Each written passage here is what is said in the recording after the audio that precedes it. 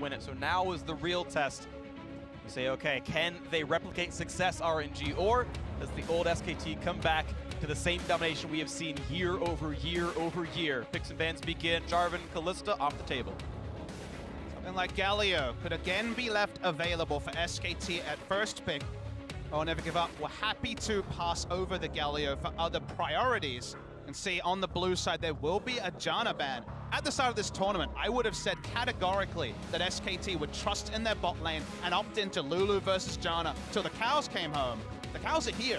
The Janna is banned. SKT, they're trying different scenarios because they're not putting their faith in late game 5v5s with Bang being the star. We get to see what comes through on this one. What will their next ban be? Tristana off the table as well, removing a lot of safety out of the draft. Of course, the Janna that was played by Ming, but the Tristana was played by Bang last game, and both these now off the table. Tristana, an unbelievable amount of success here at Worlds so far, and Uzi definitely one of the pilots that has found it in the past. Not going to be an option this time around. The Lulu could be traded over in exchange for the Galio this time if you're looking for the Ardent Sensor again. Not a lot of surprise. The Galio first pick, certainly a high prized champion. It did not work for SKT the previous game, but it does not mean you can't pick the champion again. Of course, we know how powerful it can be, usually in the hands of Faker in the mid lane. RNG to see what their trade will be. They wanted to ban Sejuani instead. They knew they'd give this over. So the question is, what is their trade? Is it Xayah Rakan? We have not seen Uzi play Xayah all Worlds, but it is probably the best single bottom lane in League of Legends. Yeah, the duo is available. That's the surprise here. We've seen so many teams prize taking Xayah or Rakan first pick just to deny the duo, but it's not really ultra comfort for Uzi. Yeah, one of the main reasons why we suspected teams may leave that open against RNG is because our Uzi and RNG had banned Xayah every single game, regardless 100%. of side, previously to this. This time around, it gets through, but he still goes for the late game team fighting. Will be centered around Uzi, around this Twitch. So you wonder if it was brilliance to leave open both, or was it a pre-planned strategy from SKT? They always ride the line there. It's usually the genius side. They're actually just going to be going for Varus, so a lot of lane priority here for SKT. Now keep in mind, Bang hasn't played the champion either at Worlds so far. Not the same ban rate, I'm almost certain, but Varus going to be the pickup here. Certainly something quite a bit different. Usually a lane-dominant champion. They've yet to show the support as well, so SKT will see what they want out of this one. Xiao, who clearly happy to continue playing Malzahar into the presumed Galio mid. Xayah only 2 games for Uzi this year, 1-1, so not a prized pick. So we'll say for now that SKT assumed this, but and to track in as the draft goes on, have to take the Malzahar before the second round of bans. They are going to go comfortably into that matchup, and a Karma ban because, like you said, the support not taken yet for SKT. That would be a very scary pushing lane. We already saw the attempt of Trist Blitzcrank, which I think should be able to win the 2-on-2, but hooks didn't land. Same time, though, Varus Karma would have been just as scary. And if we do see more of a laning-focused support, more of a balanced support, maybe that'll allow SK to shift their attention to the top side rather than the bot side, because playing with the Blitzcrank, you expect a lot of bot lane focus to allow the Blitzcrank to try and take over the bottom half of the map. If you go for something a bit more standard, you have more options if you're blind. And again, we do expect SKT to play around top side because Huni has had such aggressive statistics for top laners. At this tournament, he is well above average of the 4% on every single individual champion that he's played, whether it is Jace or whether it is a tank. And that 4% is playing up aggressively into enemy territory, past that halfway point. So if they don't play around that, and he still overextends, he still plays that aggressive style, and they have to worry so much about this bottom lane, then they could start to come apart at the seams. Worth noting, that hasn't necessarily mean jungle camp on Huni. He hasn't necessarily had all the backup. He's largely been left on his own devices. This is Letme's Gnar. Gnar, a very famous pick for Letme, even back when he debuted with Xiaohu on Gamti. He was a big Gnar player. First time at Worlds, saw 957 pull it out last week. We see it here. I think Huni's going to take a skill matchup, and the Camille is certainly an option for him. It's a good matchup. 10 seconds to go. We saw the Huff Riven as well, which got me excited, but it's going to be locked in, and looks like Wolf just saying, Ignar, I trust your champion pool. Let's keep going for it. Leona versus Twitch. All right, the next level is, will he also go Fervor with the Keystone Mastery and fully Fervor of battle trust in Ignar? Or will he go with, some more shielding and blah, blah, blah, boring stuff? Yeah.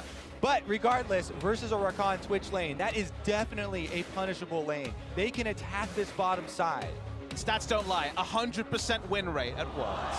Against SKT themselves. Okay. Nocturne!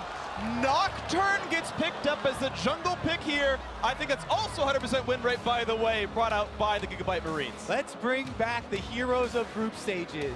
There is the Gigabyte Marines here with the Nocturne pick. Could be multi-leashes. I love this world. Probably not. But then also Ignar showing up previously in the last game as Blitzcrank, now on Leona, and we'll see how they clash. And notably, it's not with the same dive, but it's not Galio with the Nocturne to make his life completely easy. He will want to go high damage and assassinate the Varus in particular. In an instant, Rakan can start. Gnar situationally can start, but it's not the most reliable Nocturne comp. A lot on MLXG. There are some situational counters as well, though, to my knowledge. Nocturne will turn off the lights and prevent Galio from casting the ultimate, prevent Teleport from being cast as well. So there are some really hard to see, but real soft counters in this game. Well done, Freak. Hard to see. The Camille also split pushing. It can cause problems if the darkness does envelop the team at that point, and they're unable to coordinate their plays that much cleanly. You're right, and also the fact that Huni continues to play split push, RNG saying we know he's going to be on the side lane. Nocturne good at getting over to that side, so lots of things that can be good for MLXG in this game. One thing, though, we have seen Camille join with the rest of the team. Even though typically a split pushing champion, when you have Galio on top of your back, she can dive into the middle of the team. That's also true. The backups from the two Quasi Globals are here. Faker and MLXG going to help the side lanes. We'll see how it goes. We are into game 2 now of this series. SKT backs against the wall, but they have done it so many times before. RNG in front of the home crowd, hoping to finally destroy the dynasty of SKT. MLXG on the Nocturne is the first thing that my eyes are glued upon here. Remember how game 1, when Huni was on a split push, at that time it was Gangplank, developed, was an early gank from MLXG. We don't respect the same sort of early ganking, maybe level 2, but not the same standard pathing for the Nocturne. So it could be pressure relieved both from a Camille and a Leona. Hold on, looking at a little bit of pressure right here. Huni gonna get the hook shot on the wall. Nicely done, does not have to burn a flash. You talked about early expectations. MLXG has 20 lethality right now into this game. This is gonna have to be, Warrior Enchant, Dustblade of Drakthar, full assassin. Come on, Nocturne. we knew he was gonna be going full damage. He wants to one-shot the Varus in team fights, and let's take that as a grounded expectation. But consider that earlier, Camille and Leona can get a lot of work done, where Nocturne, he's just farming. Or he can also one-shot a Camille. A lethality Nocturne also poses incredible threat to Huni on this champion. And we talk about the forward percentage and the play style that it does involve for him. He made a very good escape here, level 1. We'll continue to track if he's able to keep that up. But SKT can breathe in the early game compared to, say, RNG that have to respect all the pathing options available for a Gragas. So the fact that Huni and Wolf can look for pressure for early level 2s, can look for earlier plays because of the Nocturne is something we also have to take into account. They got them all. All 5 went to blank, got the level 2 red buff, leashed already by the duo lane. It feels good for Gragas to get that super strong start here. Even if it is on vision, MLXG will be able to infer the rest of the path as he sees him leave. We have to, again, check in on the strategy because RNG continue to give over this Galio to SKT willingly with these multiple counters prepared. Freak, you touched on it in Champ Select a little bit as well as, Nocturne with the counter to global aspects. We'll have to see if they're able to utilize that. Currently, though, Huni definitely taking a very good trade here with the mini Gnar. Yeah, it's definitely considered a skill matchup between the Camille and Gnar. It tends to the advantage of Gnar, as with most ranged versus melee matchups, but you're so favored ganking for a Camille compared to ganking for a Gnar in terms of reliability. And speaking of ganking for a Camille, they're happy to use the pressure Huni has generated to take a walk top side. Ooh, and he knows that Nocturne's nearby. I don't know if the Nocturne actually saw Faker himself, so looking for a taunt dive, MLXG nearby, but not any mana. Here comes all 3. Looking for the play as TP comes in as well. Hot side to the right-hand side, and TP cancel, gets a slow and decent damage on a Huni. Yeah, as soon as Letme's able to get that level 2 off of that creep wave dying to the turret, levels up the hop, and he is able to escape right there. Now, cooldown from Xiaohu with the teleport is an interesting trade, as he was still able to shove this minion wave, and Faker gonna have to walk all the way down. Take a deep breath again. This is actually something we've seen surprisingly often. It wasn't often in LCK, Admittedly, Huni wasn't playing that many games, but those visits topside by Faker, his ability to push out with Galio and leave lane, got them that big first blood against Misfits. He's trying to recreate that, but Nocturne on Krugs got them the early information. With all that focus on the action on the top side, we need to revisit again SK Telecom's bottom lane. All eyes were on them for how they'll perform. He stepped it up basically. Wolf has doubled down on this aggressive bottom lane playstyle, and with the double fervor bottom lane, Bang and Wolf have been able to keep pressure at the turret. This allows them to invade for the plants, for the deep wards here, to scout out Nocturne. I do wonder if it would have been double fervor if it was a higher jungle proximity jungler than Nocturne, if it was an early ganking jungler, because this is certainly the highest amount of damage that can be output. But when you see Nocturne, when you feel like your offensive traits won't be answered by a counter gank in the laning phase, and Pre-6 is probably Leona's weakest point in the game, going double fervor here is relatively safer than basically any other scenario you would have prepped for with the Nocturne jungle. Yeah, I think Bang's going to run this almost all the time, but you're right, Wolf going to be much squishier with the Keystone choice, but happy to look for those 2-on-2 fights. Now, competitive League of Legends, even more so than solo queue or anything like that, revolves so heavily around specific timings. And as we approach the 9-minute mark is where we will start to see the level 6s come in for the bottom lane and for the jungler. So we have a few more minutes of lull, and see, we'll have to keep track of how well MLXG is able to power farm, because Blake wants to adjust that timer. He wants to get there before the level 6s start to come in. Yeah, Ming's at 400 HP right now. Uzi's stealth looking at just the last hit, then walking backwards, but the wave looks like actually might push toward the SKT duo, as Blank only got some wards and left right away. He actually did put a lane ward down behind that. He's expecting the MLXG roam. Very early Ocean Drake taken here by SKT. And it'll probably just be duoed down over time, allows the Nocturne to keep farming up to level 4 already. Good stun, couple hundred damage down on towards Uzi. Bang himself not quite arranged to do much more against that Twitch, but both champions at half HP right now. Bang getting a bit more and puts the heal across. Interesting how they're going to position this minion wave as well, as SKT want it out in the open. They're trying to keep Uzi away from those dying minions. Meanwhile, Blank is going to be able to secure that Ocean Drake, and the early regeneration will help out those players. His smite just came back up. He actually calculated the damage well enough. Nice stun out of Huni. Good trade right there, but the shield times out and let me get a bit more damage across. That's going to be hyper triggered, and yeah, you can see this is a not easy matchup. And that's even without Nocturne intervening anywhere on the map previously. It's been Ceteris Paribus, other things being equal for RNG. The laning phase has gone pretty safely. There's been attempted ganks, but nothing actually came over. There was a lot of defensive vision on the bot side of the map to relieve the pressure.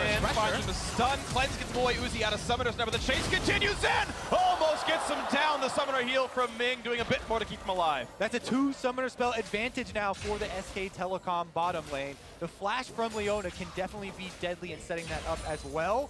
Uzi does stick around, and they have a little bit of defensive vision. Also trying to keep track here of the experience on Nocturne.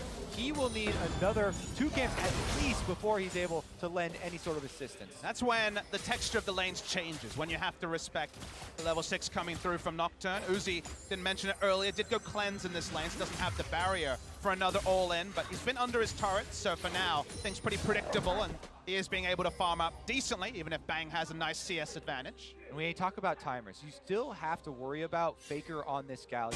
So we track his play for the entire first 6 minutes of this game. He's constantly been pushing his wave and getting the roams off on Galio. Oh, we have another exchange in the bottom lane. It's going to be okay, though. Going on to being a bit easier to get away. You've got actually 3 dacks to get backwards.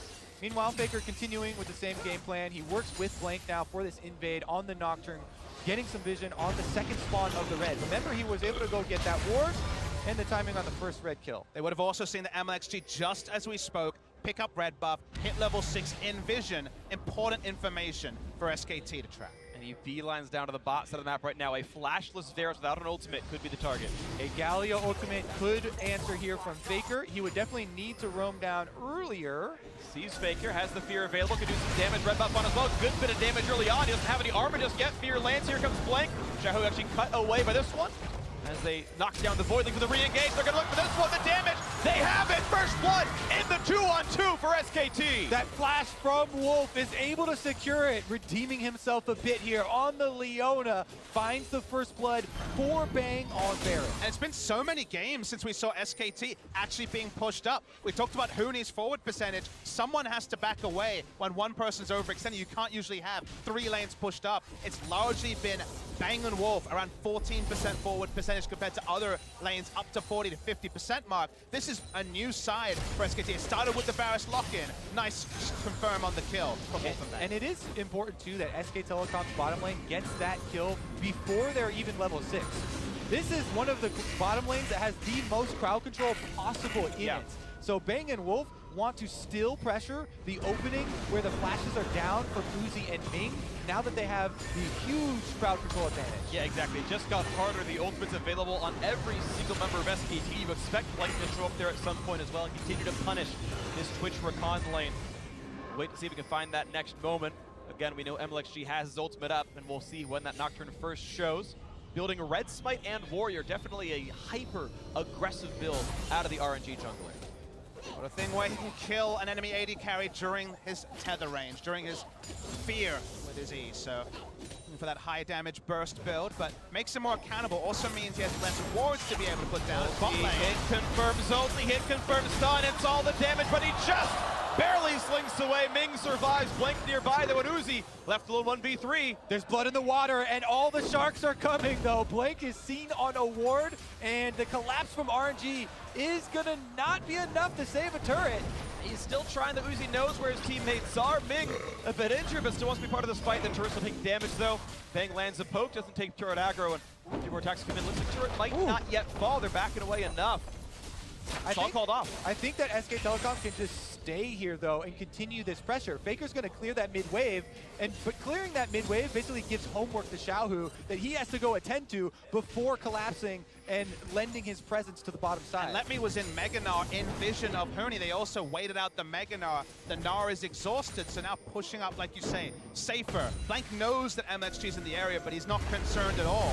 They're going for the play. This one's nice. Spot is in by a bit of space, but it still will be the fear. Here comes the re-engage. Wolf nearby the flash to get this one. Do they have the damage? No, not just yet. Blake stays alive. They get the kill. A trade back though for Uzi. 1-for-1. Junglers both dead. Ming is around. Here comes the rest of the fight as Huni has teleported in. The ulti across. Xiaohu locked in the hexagon. Does he have the damage output? Not on either side. Just the 1-for-1. More important for SKT to pressure everyone out and take the turret. This is a multi-pronged plan. The kills are great. The focus is on the turret, but the minion wave's been pushed out, so still more time for RNG. Exactly. RNG hold on to the top lane teleport for Letme, and he, on Gnar, is going to try and get some work done on this top side. That's why Huni immediately goes for the recall to try and reestablish after the reset here. You have to see the replay. Blank had walked up, and this is the first time we hear the ult pop to that ear-curling scream. The interrupt on the body slam means it couldn't get out, and they do take down Blank. He ends up getting the kill anyway after the knockback there, and it is the 1-for-1, but definitely a little bit of a funny interaction as he pops his ultimate.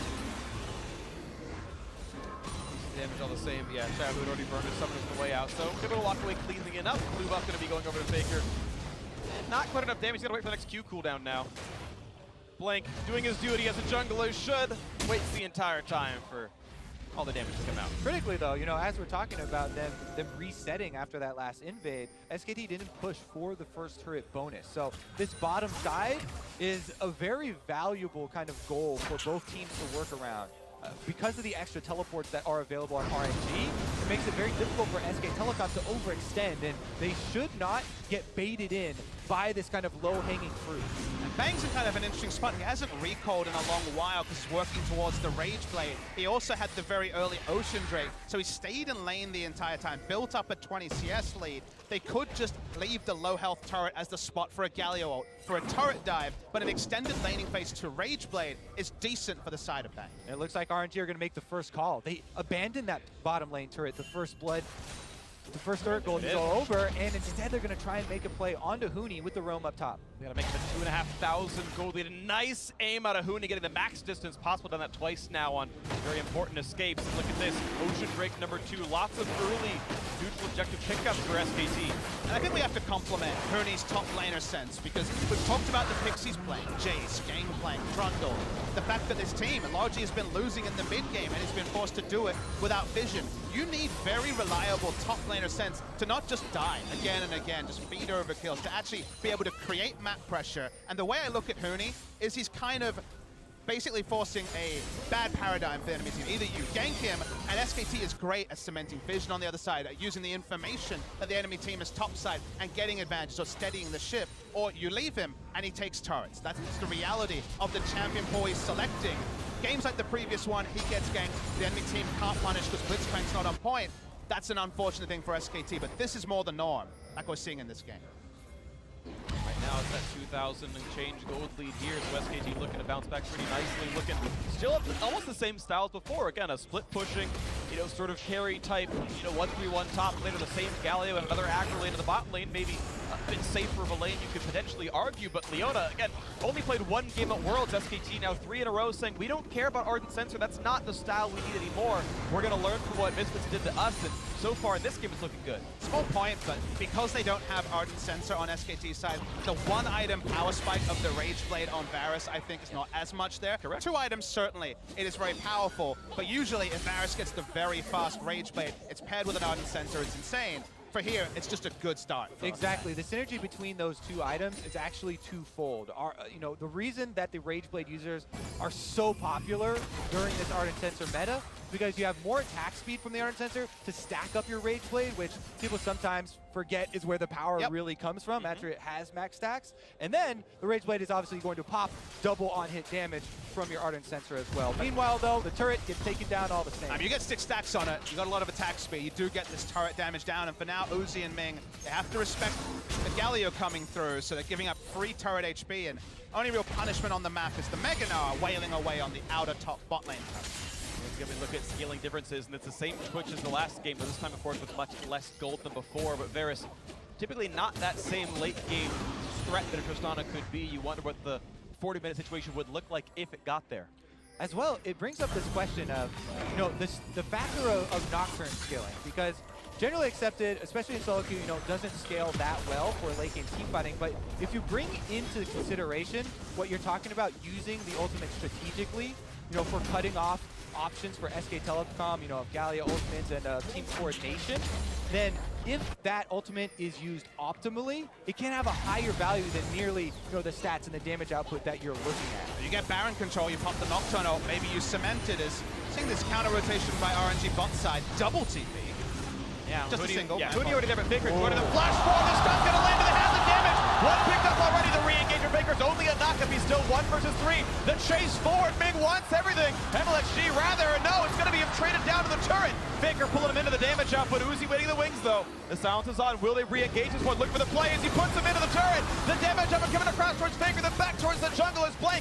Losing the health bar, but staying alive. The Deadly Venom not going to be quite enough damage. All said and done, looks like a 1-for-1. 1-for-1, and Uzi and Wolf actually is pushing for recalls here as he's able to stop a couple of them and delay the defense. Bang, meanwhile, pushing up mid lane to try and get some turret damage. They're still getting that free time. They got the top lane turret. They're 2 turrets up, soon to be 3. We see the replay here as Faker teleports down with the wave clear. Flash Gnar comes through from Let Me. They do get down the first kill, but from there, they're not able to get more as Faker buys so much time and MXG starts tanking. Yeah, Galio there, he's able to keep him in turret range for long enough. The last shot finding its mark there. Again, SK Telecom using this gold advantage. Let's see how they can pressure.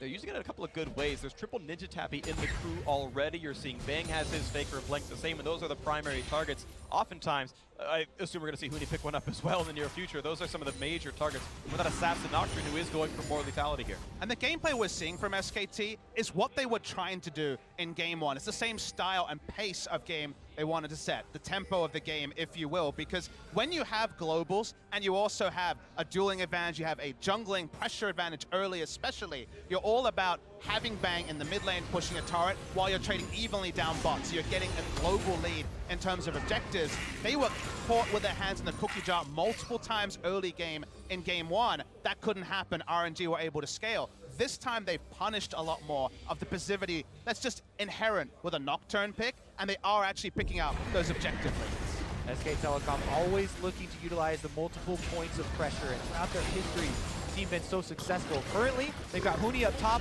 in a 2 versus 1. Get some vision of the Nocturne while the rest of the team here on screen uses this Riptail to get multiple charges off. Yeah, mid-turret dead, clear 2 under fire as well. The engage coming across though. Here comes the spray and pray, looking for a couple more kills. The knockup's a knockback to there, and Ming has fallen already. Now Uzi, a bit isolated. Faker can chase, but doesn't have flash for it. Here comes the dive out of Huni. Gets a little bit back, but they have the burst damage nearsighted, trying to take him down, and they do just almost have the damage, but it's still with the trade as MLG's already dead. Won't force to jump away. The deadly venom maybe taking him down. Let me on the chase as well. Faker going towards the turret, finds Xiaohu for some damage, looks for a bit more. Let me gets himself the 1 kill. He throws the house at him and brings it down in the same swing. A triple kill for the top laner of RNG. That was so big, it looked like SKT were fighting perfectly, but they took the turret shots, they kept moving forwards, and Let Me made them accountable. This time around, it's SK Telecom who bite off too much. They get the first kill with the counter engage, but Huni's teleport in under the turret, grabs that aggro, and he has to jump out of the fight immediately.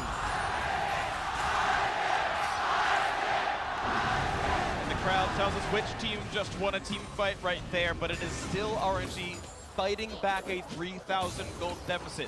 Sure, I do think they outscale. I think that's pretty likely here, but it is a lot to work back from SKT off to a pretty early lead. An outscale is an eventuality. It's something that comes later. In the team fights right now, fighting front to back for RNG is very, very difficult. Galio is so tanky, even with the items that Xiaohu and Uzi have put together. It felt like Ninja Tabby answers the Hurricane and low attack damage just fine. They start off here, they get the charge up. So far, it's only SKT winning. RNG stopped the engage, but it started really good for SKT. Look at that. They get the Rakan. Perfect counter engage here, but Huni teleports in under the turret, immediately auto-attacks Xiaohu there after his ultimate, and he's dead almost right off the bat here. Uzi then is left with very little threat on him because Let Me on the Gnar is chasing off Bang into this little side corridor. You thought the Twitch being cut off by Faker would be enough, but Let Me with the double house to the face, taking down the entire bot lane instantly. So big for RNG. Started well for SKT as third Drake only in 20 minutes, so they're really piling them up here, SKT. Pretty nice for them. Let Me clocked him with that one for sure. Good damage out of him. And well, it is all the non-combat Drakes. Oceans can definitely let you keep pushing if you get a lead. Your health bars and mana pools come right back up, and certainly can take even more. And I mean, in fact, they'll kill turrets and you know, Drakes and Barons afterwards a bit faster as well. Helps that. So if SKT can start winning fights, they can balloon it forwards, but they have to start winning fights now. It's so big to always see a Mountain Drake on a team that has the tools that Papa Smithy was talking about earlier. You know, if SK Telecom can try and mount that side lane pressure and start to have that you know, closing feeling for RNG and gain control of the Baron area with the extra damage that they can do to the Baron, it adds so much more threat and could bait RNG into more of those perfect counter engage options for SK Telecom. And a lazy triple kill for the Gnar also added to his damage threat, already working his way towards the Black Cleaver on the backside of the Frozen Mallet he already had completed earlier. Saw Huni kind of wincing in pain. He needs his lifesteal item. It's probably going to be the Ravenous Hydra here to keep up that sort of split push pressure. But for now, he actually has to allow Let Me to set the tone of the top lane. And again, even though we haven't seen this Nocturne be the star of the game, consistently, just like we saw on the screen there, he's shadowing Let Me. As we set up in the Champ Select, he has the option of punishing this Camille, kind of taking away the options for this Camille pressure on the side to really mount. Now it's even a bigger issue since Let Me got those 4 kills you're talking about. Not only is it a Fed Gnar, but it's a Fed Gnar with a possible Nocturne right behind him. And on the Nocturne point, you know, people talk about how he scales. If you buy enough attack damage, which certainly is the build we're going to see here from MLXG. His job every fight is very simple. He presses R, presses it again on the Varus, and if he trades 1-for-1, he's done his job. This time it's going to be an easy kill on the Blank. His health bar turned into his name at this point. Nice one picked up, and every once in a while, a couple hundred gold keeps going towards RNG. They're finding these picks now. Camille wanted a bit of defensive warding. Blank came to oblige and died instantly, face-checking a Malzahar. One of the worst feels in League of Legends, but SKT, with the strength of the rest, with their globals, are still able to push up and contest any vision around the Baron area. And it was 3 ultimates used for the kill, so Blank's going to be up before those important spells are right now. There is a window right now where SKT can use their 2,000 gold lead, use the 3 ultimates down and maybe find something for it. You're seeing, again, as you mentioned before, Let Me seems to have the lead now in this matchup. Huni actually went for magic resist. The Mercury Treads came through for anti-CC. Does not have that armor to withstand Nocturne and Nar's damage. 2 items on the Gnar, the 2 big ones, the laning focused Frozen Mallet and Black Cleaver, means that Camille is going to start bleeding the global gold that SKT had squarely in their pockets. It was 3 outer turrets to 0 to start this game. But because Gnar picked up the kills, because crucially he was the one and he brings teleport, he's probably going to answer 2 of those turrets very imminent. Let Me definitely deserves a lot of credit, and he has had to share, you know, Starlight and stage time with 2 of the biggest stars in China, you know, Xiaohu and Uzi. Yep. But Let Me definitely, you know, in the past as well, they have played around him on carry champions. He has put in his work as well on this all-Chinese roster where every member has really stepped up at one point or another. To me, he's definitely the method actor on the line. You know what you're going to get with Let Me. He has his effective champion ball. He's consistent. His teleport usage is good. He's what the team needs, even if people aren't going to be screaming out his name like they will with some of his co-stars. Scream his name out, Papa. Be the one. I'm waiting for the next big house, man. I'm ready. Don't preach too much. Let's see what happens here. To go into the bot lane, and here comes that Slink. He does have the ultimate across. Here it comes, and of course the dash sort of been used. Flash not going to be enough. He's fleeing, but here comes the chase down, and there's not a lot of ways out. MLXG getting low, though. He's got to be careful. The knockup is in for Faker. Make it number 2. The boomerang not going to land. It comes back, but it doesn't matter. A shutdown for the best player in the world. Hoping to bring one more for SKT as Blank now finds an easy jungler to kill. The fear not going to matter. Blank gets himself a solo. Faker immediately swoops in, but here we go! The chase into the turn, the team goes, he's trying to find the cup, but no kills coming across. Nothing at all. Faker TPs to push him away. Solar Flare was awesome from Wolf, catching 2 and stopping them from having the damage take down Varus. RNG felt the pressure to make a play in mid with all their initiation. It gets nothing, and Huni with Trinity Force is going to make short work of the inner turret. Again, that counter engage from SK Telecom. The hero's entrance from Faker. Now they're on the Baron. And they're still going. Jungler dead. Baron on their sights. 5,000 health left. There's no chance a Smite gets in range in time. So Uzi, can you stop them? Gets away from the ultimate. Does not have his own to use. TP coming in. Will this be a stop? They can try to take down Blank, but it's going to be difficult. This might going to be crap. Here comes a team fight. Will they have the damage? Uzi gets the back line. Now spots out Fig, but meanwhile a kill had already come through. Thanks to Leona. The re-engage. Xiaohu being stunned up finds a silence, but he does not have any way out. And MLXG, it's going to be a death here, sorry, for Ming as well. Looks like a 3-for-1 advantage SKT. Uzi should be able to complete this recall, though, and get out on the backside, even though SKT got that Baron buff, and they will be able to use the empowered recalls as well as the push. But think of how fast things escalated in this game. We felt the dread of RNG just picking up turret after turret with how strong the Gnar was after they won that team fight. If you went out to grab a sandwich and came back, you'd be surprised to see that those kills piled up into a Baron, into inner turret, now second inner turret being set up for SKT. Exactly as we thought. The Nocturne went to the side lane to try and punish, but there's no bigger hero in League of Legends history than Faker himself to come in and right the situation after that play, that single play. Now with the Baron buff, they'll be able to break this game wide open.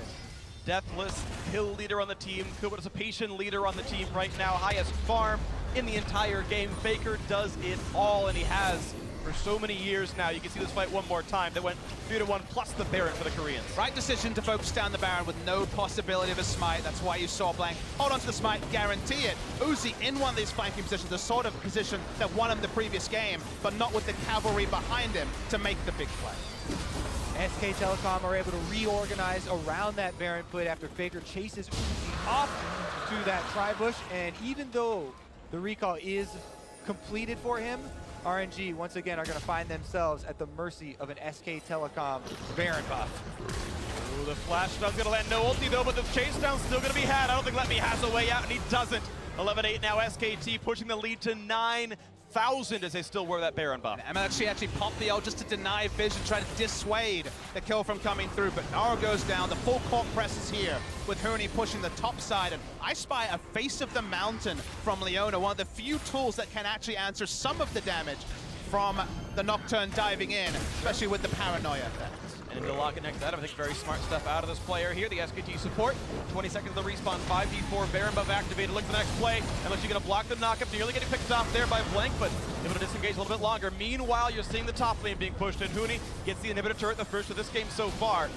Bit and Boss still under fire though. The pressure mounting here from the former world champions as they take down another inhibitor turret. Bang's gonna walk out after this one, and Huni is gonna be able to arrive at the rest of the team. Now the lead crests over 10,000. Definitely fun to see new stuff come out in this game, but the more things change, the more they stay the same. SKT's grit still so good. I mean, Faker's got a new book out. I saw you spot it, Oh, man. Kirby. Well, same old story though for Faker. He has a tireless march towards the finals, and he doesn't want to let RNG stand in his way. And who else but an unkillable Demon King to steal the souls of his opponents as he fells them throughout Summoner's Rift. I know it's a bit try-hard, but it's the way I'm going for this one there. He's actually going to give the blue buff away. Of course, he's got plenty of CDR himself. I think a 10-stack Majias gives CDR, so he's going to give this one away to a teammate now. He's actually happy to let Huni have more mana. Not a problem for him. The push can continue. Double Ocean Drake being infinite resources, all the same regardless. Remember the timer of 2 items on Uzi in the previous game. We're 28 minutes in, and he only has those 2 items to his name. Cheaper on-hit build coming through from Bang, but there's not that many safe places to farm. If he's going to be farming under the inhibitor turret in mid, other people are going to be giving up minions because SKT control the top quadrant. They largely control the bottom, and it seems like RNG are grouping for one big pick. That's probably their only way to even buy time to get back into this game. Here we go, looking for play. Bot lane being sieged. They've got the squad with them. Huni waiting. Tumbles off the wall, but this turret's at 2/3 HP. Will there be the re-engage? 10,000 gold, again, separates these squads. It's only a 2.5 item Uzi. He only has the armor pen. There's no, 80% crit monstrosity to expect of these champions. When he's able to walk up, most melee champions can't against Malzahar, but he has invested in a QSS. All the snowball gold from the last 5 or 6 minutes makes it an easy purchase for him. Time definitely working in SK Telecom's favor here right now as the super minions continue to pile in on the top side.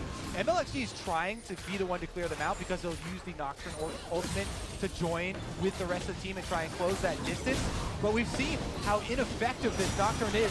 Here goes Faker though. Oh, he gets another one as well. Faker looking for the next play. And Ming getting away from that one. Flash out from Uzi, though. Cleanse off as well. Important Summoner's missing as Faker just kites right back in the middle. Inhibitor will fall. Top lane is already dropped a little while ago. Nice! Oh. Amazing explosive cast out of Blank, and the re-engage coming across. Looking for a bit more. The knockup's fine. Will they get some more kills? Uzi taunts it up. The flash forward. The body slam is in. 2 deaths already. Make it a third shortly. SKT will not be stopped inside their opponent's base. Xiaohu practically alone now as the support can only sit and watch the base starts to fall. Huni walking away.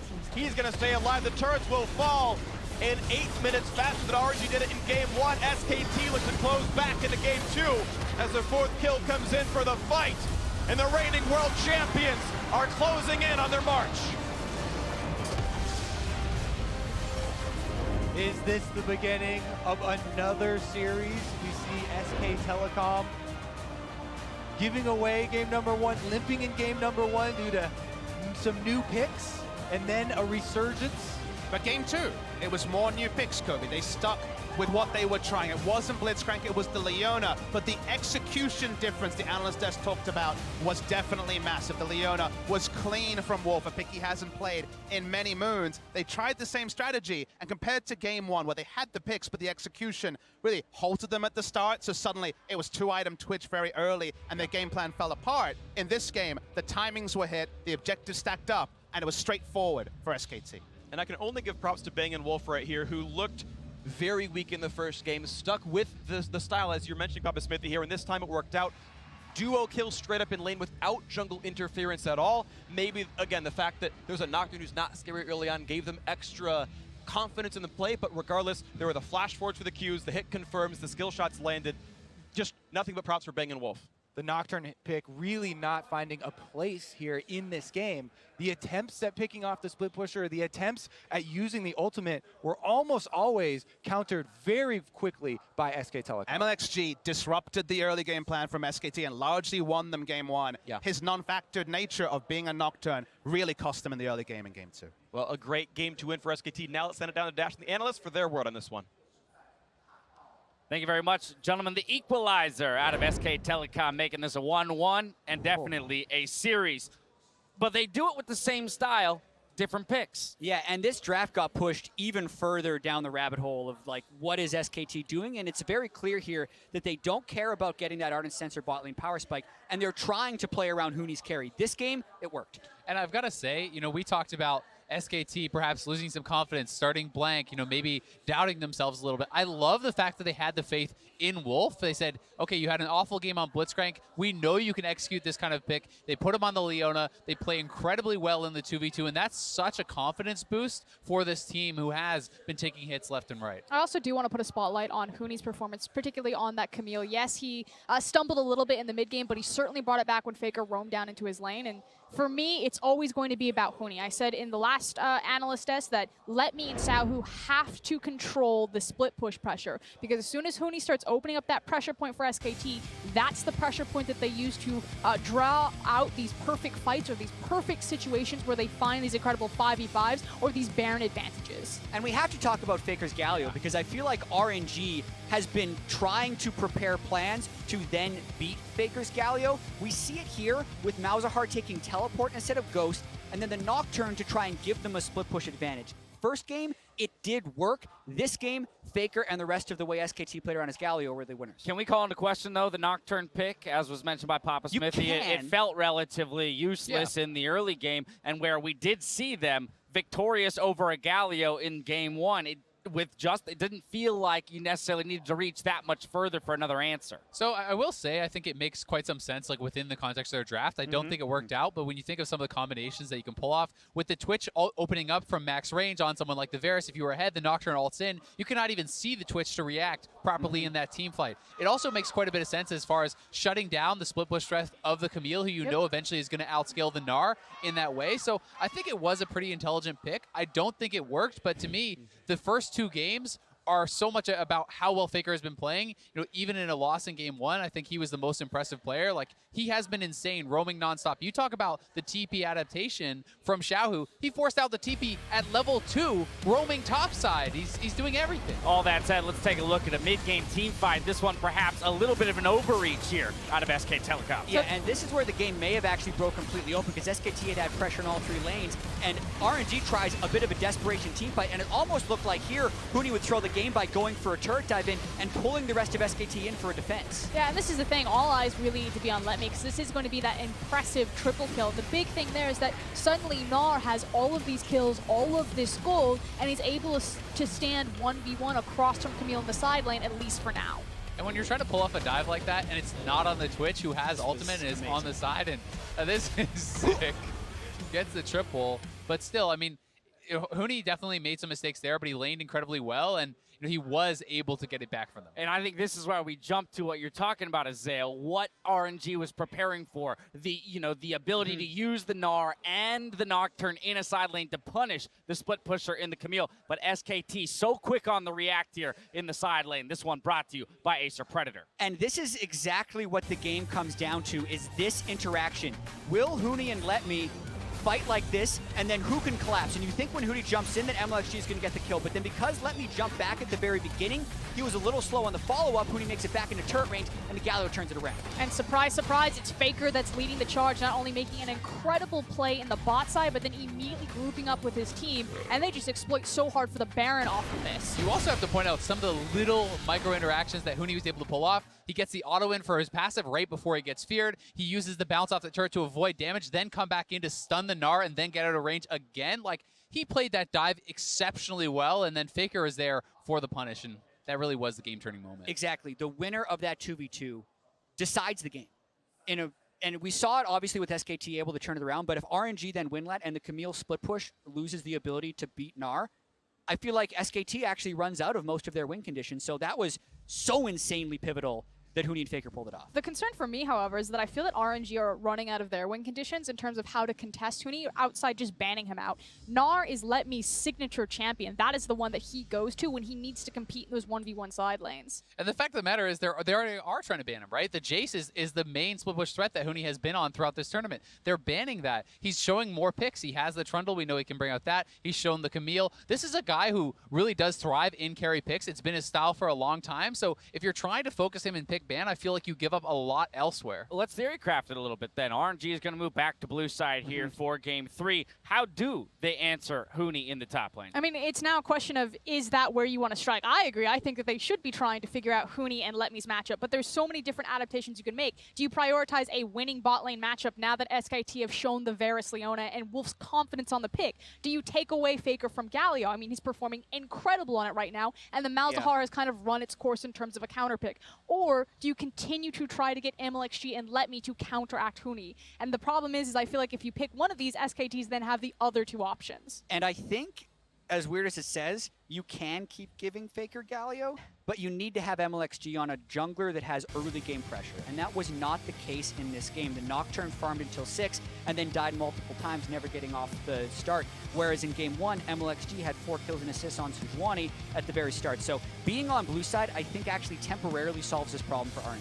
Yeah, I definitely think it'll help them, but at the end of the day, I don't think there's any player on SKT that you can just ban out. You know, even Huni, if you ban like Jace and you ban Camille and you ban Trundle or something, or Gnar or whatever, he can still just play Cho'Gath or Maokai or lots of these meta tanks very well here too. So I think you do have to kind of measure your expectations with just being able to super target one player, because I think you give up too much elsewhere. And I do find it, extremely interesting that SKT is going without Ardent Sensor and clearly playing around topside, where RNG has actually played around topside first before cascading their pressure bottom lane. So teams can still continue to mix this up. If SKT actually decides to pick Lulu, they've set the expectation that they don't want to, so RNG is going to devalue that kind of stuff in draft. And that's why I push back a little bit. I do agree that Huni can play the Cho'Gath and Maokai, but I don't think it's as successful for SKT versus one of his split pushing options, especially when they've shown that they're going to go away from the Ardent Sensor and give him so many more resources. I'm still waiting for Ming to abandon the Ardent Sensor as well. We'll see if that happens. SKT take game